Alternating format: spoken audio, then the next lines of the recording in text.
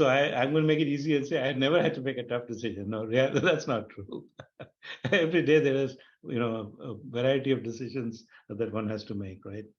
So the biggest challenge, of course, is there's a fuse, like there's a time-bound decision you have to make, and you don't have all the data. In fact, you may never have all the data, right? That could also be a scenario where you never have all the data. How do you actually make the call, right? And then let's say I have to choose between two or more competing developments, and I can only fund one right now. Which one do I fund? Do I fund it based on it is a tactical, is it like it's closer to revenue, or do I fund it because it's strategic to the company, or is it because some big customer is yelling and screaming and I have to take care of that person? So these are some of the things one has to wrestle with, right? Which one would I fund? That is one category. The other one is when the climate, business climate, and I've been in other firms where there has been a situation where we had to do what's called right sizing, which is a fancy word. It's actually downsizing, where you have to reduce the staff. And they actually, reduction in force, RIF became a verb in my time. Like you get riffed or you riff somebody, reduction in force, right? And at that time, the choice is, do I let go a promising, relatively new grad, let's say new grad experience, very promising, very sharp, really fast learning, or do I let go the experienced person who is producing right now? It's a tough call. There's no right or wrong answer here, and you just have to, at some point, hold your gut and just go with that, right?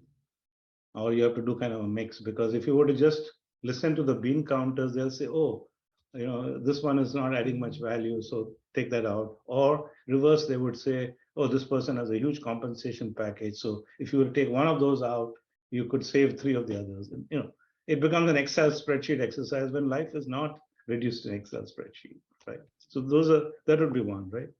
And then the tougher call is, do you make one surgical cut or do you make multiple cuts? Meaning I make a cut, let's say, some years ago, I had a situation where I made a cut in my workforce and we said, okay, this is it, and told employees, okay, now you can all relax. Then 3 weeks later, I come back again and say, oh, guys, sorry, I have to make one more cut. Then the question is there more? Is there more? Those are tough calls. Should I have just sucked it up, anticipated, and done two cuts in one? And then, you're constantly torn between these kind of things, because many times the market conditions change, the business situation changes, right? And again, I'm not speaking for my current company. I just want to be very clear. This is in general. You ask me, hey, what are some of the tough decisions I've had to make, right? And then there's even tougher one, which I'm sure you would appreciate. So on the one hand, we say that we want to be a global company. So you say, well, okay, I'm going to form teams in remote locations where the prevailing cost of living is lower. Okay. So now I take some of my people from US or Europe and have them train those folks, right, in those remote geographies that have lower cost of living. And then a later situation comes about, I have to kind of reduce. Now, where do I reduce? Do I reduce in the higher cost of living places or the lower? And if I reduce the lower, what did I do? I wasted all that time trying to develop this lower cost of folks.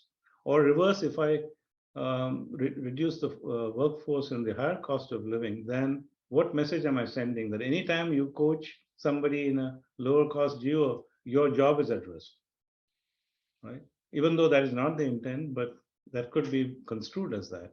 And those are very tough calls we have to make. And you can't say, well, no, I'm going to pass the buck to somebody else, right? And then the other one is also a stranger one.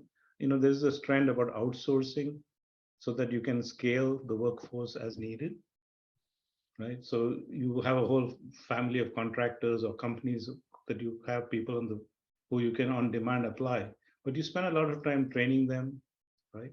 And you may not get them again, meaning that once you, let's say, I use 10 contractors and I reduce it to 5, and later I want to go back to 10, I may not get the same 5 that I trained before, right? That's one. Also, I invested all that and they're not getting the full, like an employee. So their commitment level is lower. And also the middleman, the company, that their company is a middleman, right? So I cannot reward them also as much. So these are some of the challenges one has when you say, well, yeah, why don't you, you have a lean workforce of employees and then have a bank of contractors that you rely on. And then, of course, many times the contractors are in remote geographies. So people in this geography that we are in, or Europe or wherever, they have to stay up late just to take care of interact with the others and so on. So these are all tough things that the ramifications are there, because if you were to just look at it as a numbers game, it says, what's the big deal? You're just paying in different currency and life is cool. Reality is as business leaders, it presents a lot of challenges too, right? So